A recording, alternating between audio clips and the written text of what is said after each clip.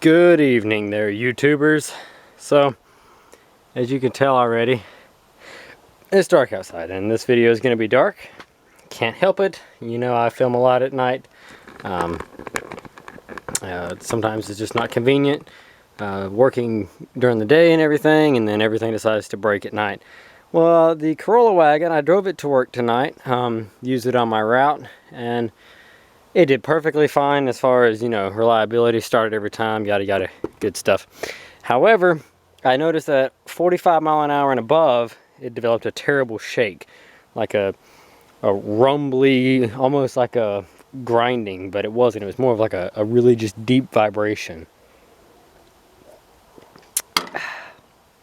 And the more I drove it, the more I could tell, you know, turning and stuff at speed would cause a change in vibration. And for example, going uphill and accelerating more made it vibrate worse. And as soon as it started doing that, bam, I knew what it was.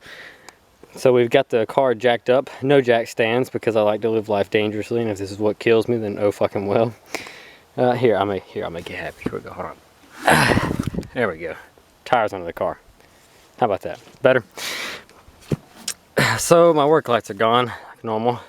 So I stole a lamp from inside the house and took the cover off of it. Because you gotta do what you gotta do, because I need to get this done tonight, if I can. So broke a lug nut off, or a stud, which is, once again, old Toyota problems. Very, very common. But we do have the nut off. I used the cheater pipe, put the jack underneath the cheater pipe, and jacked it up and bam, knocked it right loose. Up here though is the CV axle, and this is our culprit. I'm almost positive, and I'm going to show you right now what happens. Let's come back to this side. What happens when these things go bad? So I don't have any convenient place to set my light, but this is your axle shaft right here, and you know it goes from your transmission up in there to the wheel right here and connects to the hub. But if you grab this axle flat-handed like this,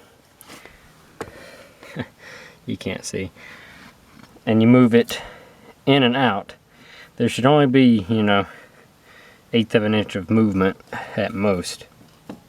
And I don't know if you can hear it. There's very minimalistic movement, but here's the kicker. If you can grab this near the end, which the end is right up here, and if this thing makes any noise when you try to lift it up and down, you got a problem. So here we go. You hear that? See my hand? Here's the axle. Let's see if I can. There we go. And remember, this is up and down. This is side to side. This is up and down. That is no bueno. No bueno. So I guess I gave it away when I already had the axle nut off. Yes, we have a seating axle issue. Now if I'm not mistaken, we can take this axle out without removing the lower ball joint. We're going to knock the tie rod off and disconnect the shock and the brake line that hooks to the shock, and that should be it. Then we should be able to tap this axle straight through the assembly and then knock it out of the transmission with a pickle fork. And because I'm a grade A hoarder, I don't know where I got it from. Thanks, my papa. Up here, hanging in the rafters, looks like I got a water leak, judging by how that box kind of deteriorated. But anyway, in the longer box right here is 93 to 97 Toyota Corolla axles. So I have been holding on to those axles for about 6 years. And I haven't had a use for them yet, so I get to use them today. We're going to throw that in there. I kind of feel like Musty One, if anybody knows who he is. Just with the horde of stuff and all the different buildings I've got. And it's sad because I haven't had this car, you know, not even a week. And I needed parts for it, and everything that I've needed, I've had.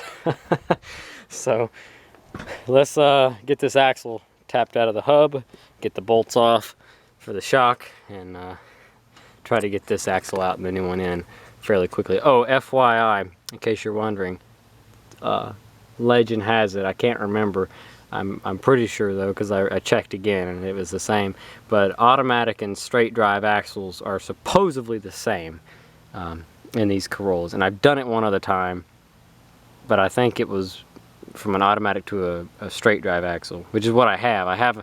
I ordered them for automatic, but they're supposed to be the same. So the part numbers are the same. So we're gonna make sure. But yeah, anyway, rambling now. Let's get this thing apart.